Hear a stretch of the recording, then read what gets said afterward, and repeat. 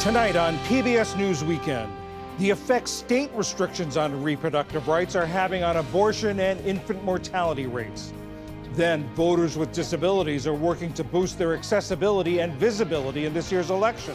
Ultimately, your vote needs to convert into something that you want your candidate to do. And how faith is shaping evangelical Christians' views of the presidential candidates.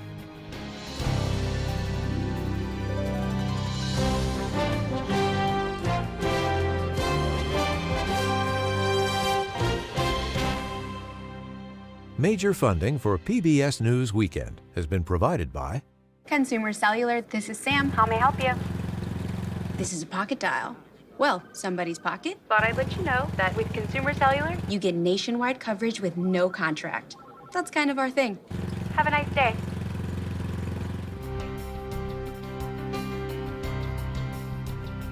and with the ongoing support of these individuals and institutions.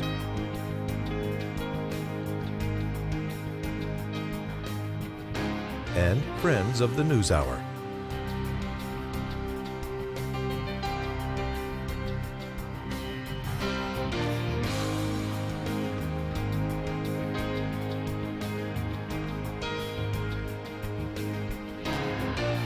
This program was made possible by the Corporation for Public Broadcasting and by contributions to your PBS station from viewers like you. Thank you. Good evening, I'm John Yang. Final pre-election polls released today show former President Donald Trump and Vice President Kamala Harris deadlocked as the race goes down to the wire. But there are indications that some late deciders may be breaking for the Democratic nominee. 75 million Americans have already cast their ballots, and with the race so close and so competitive, both candidates were out today appealing to those who have yet to vote. Ali Rogan has our story. I see a nation determined to turn the page on hatred and division and chart a new way forward. At a black church in Detroit, Kamala Harris spoke of a future beyond Tuesday's election. Each of us has an opportunity to make a difference.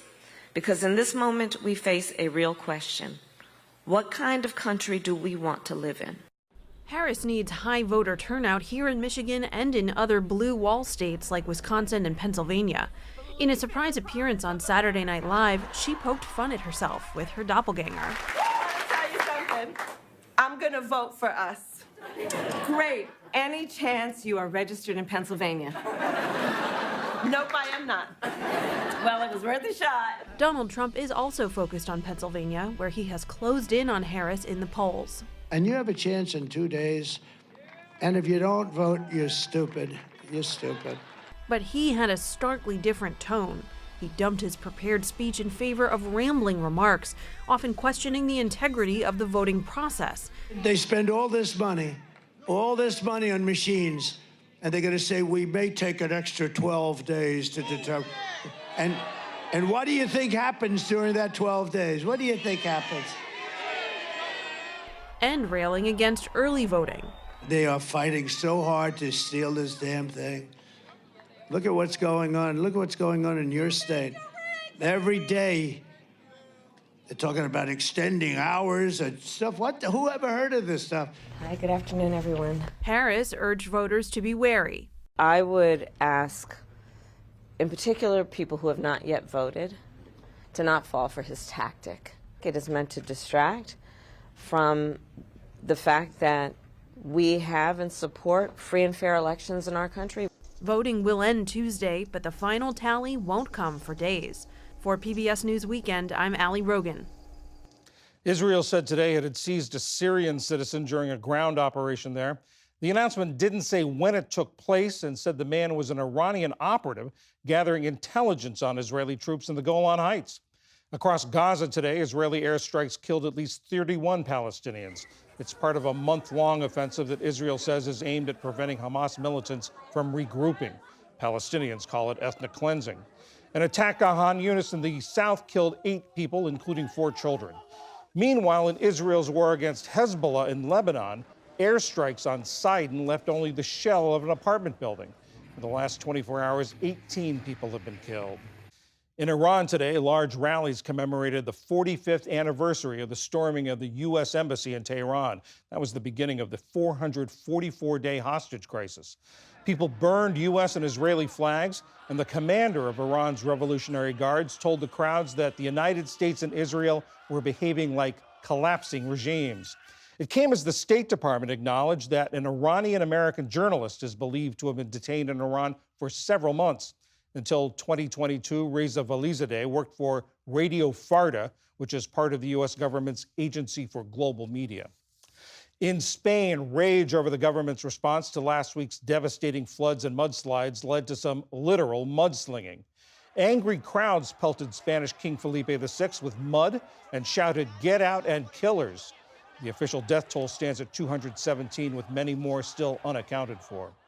And a string of late-season severe storms and tornadoes tore through the Oklahoma City area overnight. The storms ripped the roofs off homes, flipped cars, and brought down power lines, leaving close to 100,000 homes and businesses without electricity. At least 6 people were injured. Still to come on PBS News Weekend, what happened to abortion and infant mortality rates after Roe? And the spiritual connection between evangelical Christians and Donald Trump.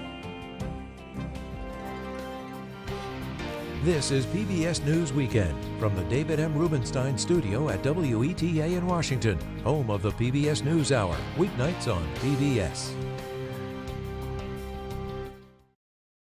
Reproductive rights are front and center as the presidential campaign enters the home stretch, more than 2 years after anti-abortion forces achieved their long-held goal of overturning Roe v. Wade.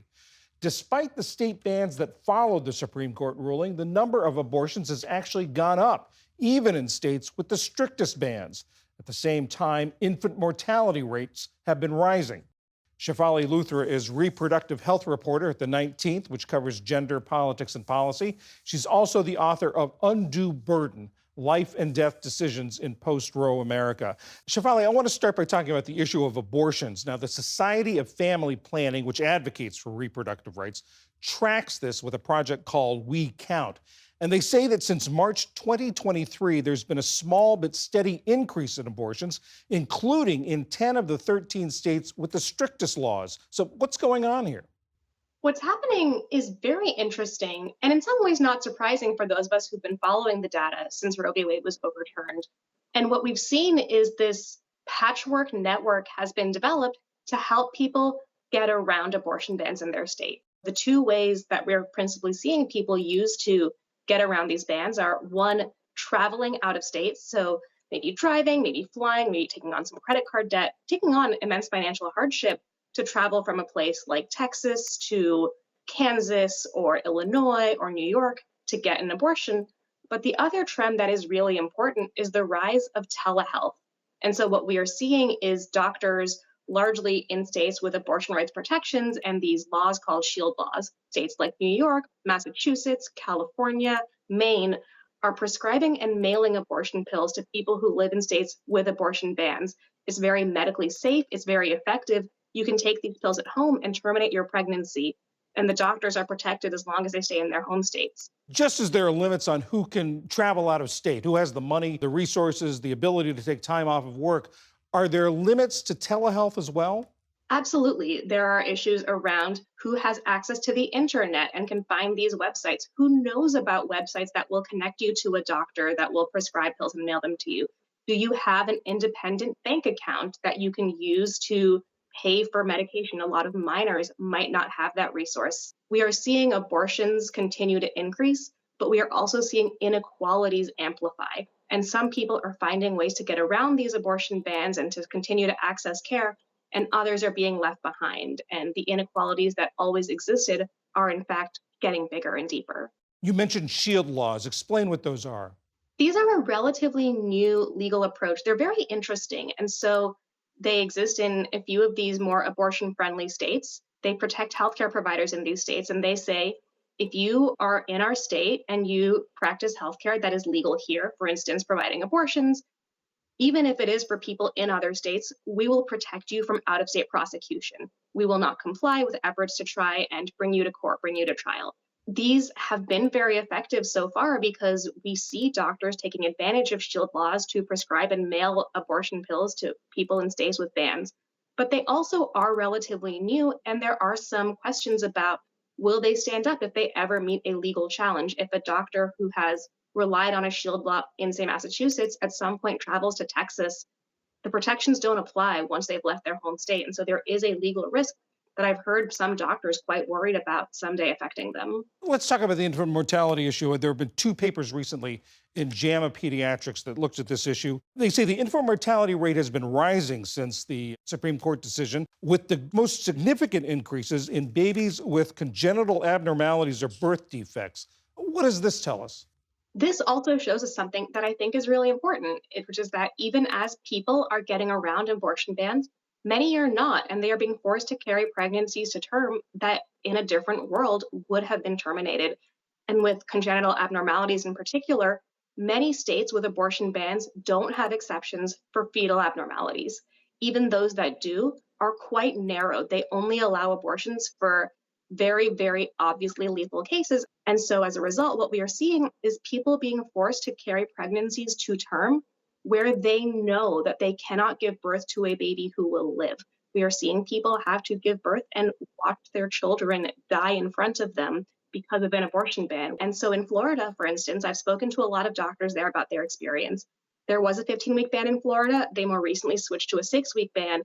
And in both scenarios, they saw patients develop these fetal abnormalities and not be able to receive abortions in their states, and instead have to travel from Florida to the closest option, Virginia, for an abortion, if that is what they choose. Taking these 2 trends together, what does it tell us about post-Roe America, not only in healthcare, but in politics? Because in Florida, for instance, the abortion ban is on the ballot. What this shows us is how personal and how essential abortion as an issue is for a lot of American voters, and especially a lot of women and people who can get pregnant.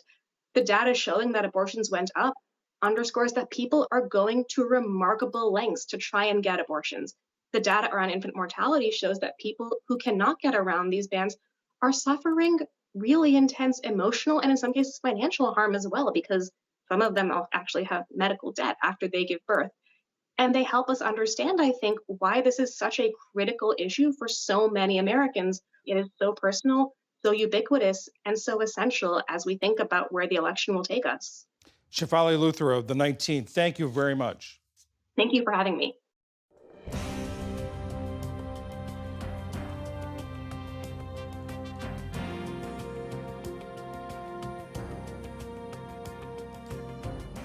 By one estimate, more than 40 million Americans with disabilities are eligible to vote in this election.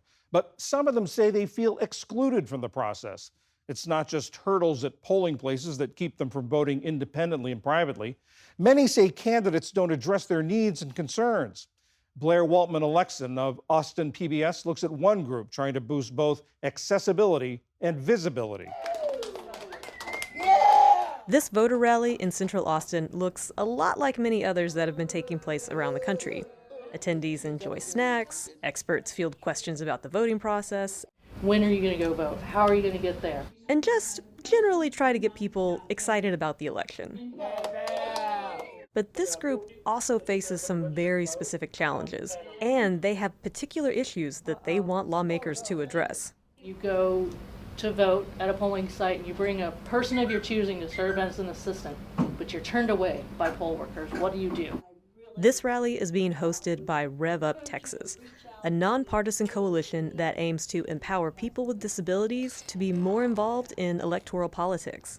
Bob Kafka is a longtime advocate with ADAPT, a local disabilities rights group. We went from the street protesting, the legislation, the passage of the Americans with Disabilities Act, and now we are starting to move to be much more visible at the ballot box. Since then, it's grown. There are over 20 state coalitions across the country. But there's also been an increase in ballot access obstacles. According to the Brennan Center, at least 30 states have passed voting restriction laws since the last presidential election. Many of those curtail mail-in and absentee voting, like a Texas law that limits counties to a single drop-off location for ballots. But reaching that location can be an all-day journey for voters like Nancy Crowther. It took me over 3 hours. It was several buses.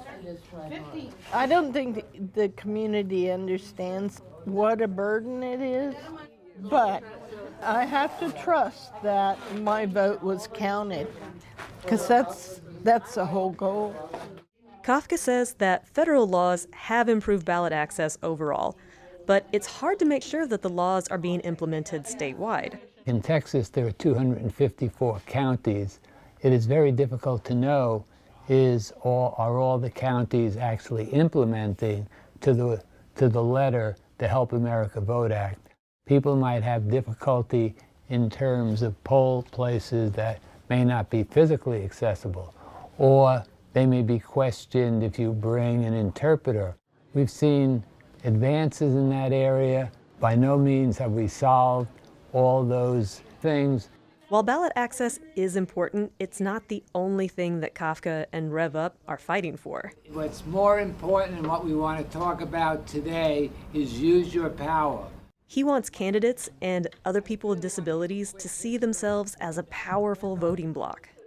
The big issue where we're evolving is to be thought of as an interest group that can influence the outcome of public policy, because ultimately your vote needs to convert into something that you want your candidate to do.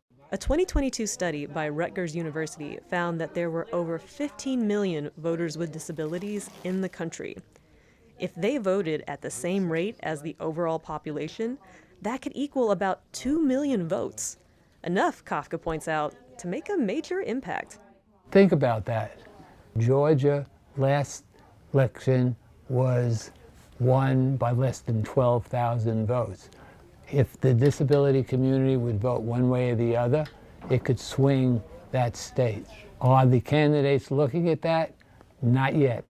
If you don't ask for help, you ain't gonna get help. That's the way I look at it.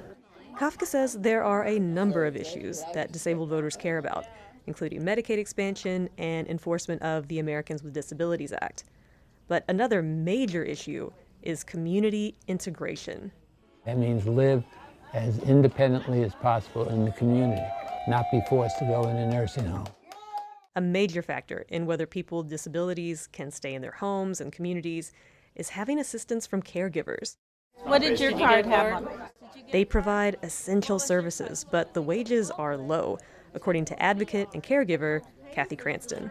Under Medicaid-funded programs, it is so low. They start us at $10.60 an hour, and we can in no way compete. Out there, the free market, they're paying $20 or more an hour. You need to be mindful when all of these decisions that you're making it about my life, about the people that I serve. All these different issues are interconnected. You can't separate it.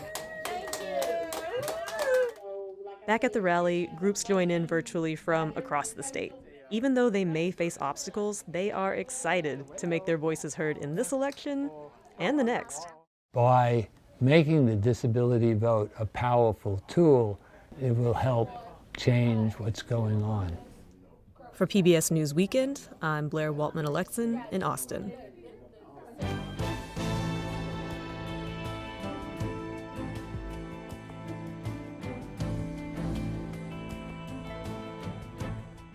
Donald Trump has long cultivated his support among Christian conservatives. He got about 80% of the white evangelical Christian vote in 2016 and 2020 and appears to be on track for a similar result this year. But it took on a new tone after the assassination attempt in July. I was knocked to the ground, essentially, by what seemed like a supernatural hand. And I would like to think that God saved me for a purpose, and that's to make our country greater than ever before. It's a thought shared by many of his supporters. I think that God spared his life for such a time as this, you know. I really believe that it's a miracle that took place. Now, in the closing days of the campaign, some of his supporters have characterized Kamala Harris in biblical terms. She is the devil, whoever screamed that out. She is the Antichrist. How did evangelicals come to hold such strong views about the candidates? Christian Cobes Dumais is a history professor at Calvin University in Michigan. Her work focuses on the intersection of gender, religion, and politics. Christian, let's start out by talking about the view that Christian evangelicals hold of Donald Trump and the terms they use to describe him, and whether the assassination attempt had any effect on that. It's very popular in evangelical spaces to hear language of God's anointed, God's chosen one when Donald Trump comes up. And this is very convenient language because, of course, on the surface, Donald Trump does not appear to be a Christian. He does not appear to exemplify Christian virtue. But the idea that God has selected him nevertheless, has selected him perhaps even because he doesn't exemplify traditional Christian virtue to do something special in this particularly perilous moment. And so they love using language like Donald Trump is a King Cyrus selected by God in order to protect God's special people and restore Christian America. Protecting God's special people. You know, in this campaign, he's talked about retribution, about revenge, and fighting enemies from within. Does that appeal to evangelical voters as well? It does very much so. Within conservative evangelicalism, for a long time, their leaders have really leaned into a kind of us versus them framing. So we are God's people, God is on our side, and those who are against us politically, theologically, are therefore against God. And so this is the kind of framing that really leaves no space for compromise, and it opens one up to demonizing one's opponents, sometimes quite literally. And so this language, there's already a long history of that within conservative evangelical circles, and that is something that Trump himself embraces. And then he takes it up a level even when he's talking about retribution, when he's talking about revenge against his enemies. This is very dangerous rhetoric. And within conservative evangelicalism, there is a theological permission structure that actually leans into that rather than offering some restraint. You talk about demonizing, you heard that gentleman at the Madison Square Garden rally call her the Antichrist. And this morning, Trump at a rally called the Democratic Party a demonic party. Talk about that sort of personalization on Kamala Harris of these thoughts and feelings. Yeah, that kind of rhetoric is not rare in these spaces. Again, to see one's political enemies as enemies of God, and therefore as allied with the devil. To hear that language against Kamala Harris is therefore not surprising. And sometimes you'll hear in different versions. Antichrist is one variant, demonic, or Jezebel, channeling the Jezebel spirit. Jezebel was an Old Testament figure who was an enemy of God, an enemy of God's people, and met a violent end. Thrown out of a window and eaten by dogs. And this kind of language, then, it presents her as the political enemy, but also as a spiritual enemy. And so it really ups the stakes. And it also is dehumanizing. Dehumanizing her as not a political opponent, not a member of an opposing party, but as demonic or as an enemy of God. This kind of rhetoric, kind of spiritual warfare rhetoric, need not lead to actual violence, but in historic cases, it often does. Along those lines, if Donald Trump were to lose and Kamala Harris win next week, how would that affect evangelicals' willingness to accept that outcome? It's actually quite concerning because if evangelicals are convinced that it is God's will that Donald Trump become the next president, and that doesn't happen, then that will be a crisis moment. And what we have seen in the past, in 2020, we kind of have a preview of this because there too, there were prophecies that Trump was God's anointed, was God's chosen, and that he was going to win the election. And then he did not. But in these charismatic spaces, they continue to insist that he was, in fact, God's chosen one and that God was going to make a way. Many of these people were at the Capitol on January 6th, thinking that God would make a way one way or another.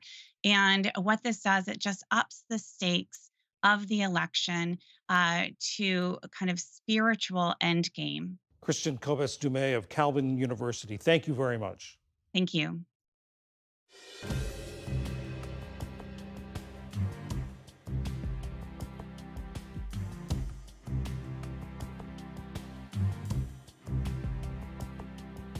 Now online, 13 women older than 70 who've seen revolutionary changes in gender equality in their lifetimes reflect on Kamala Harris's run for the presidency. All that and more is on our website, pbs.org/newshour. And that is PBS News Weekend for this Sunday. I'm John Yang. For all of my colleagues, thanks for joining us. Have a good week, and don't forget to vote. Major funding for PBS News Weekend has been provided by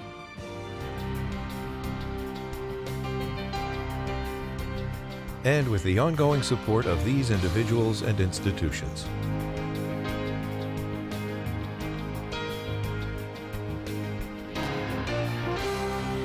This program was made possible by the Corporation for Public Broadcasting and by contributions to your PBS station from viewers like you. Thank you.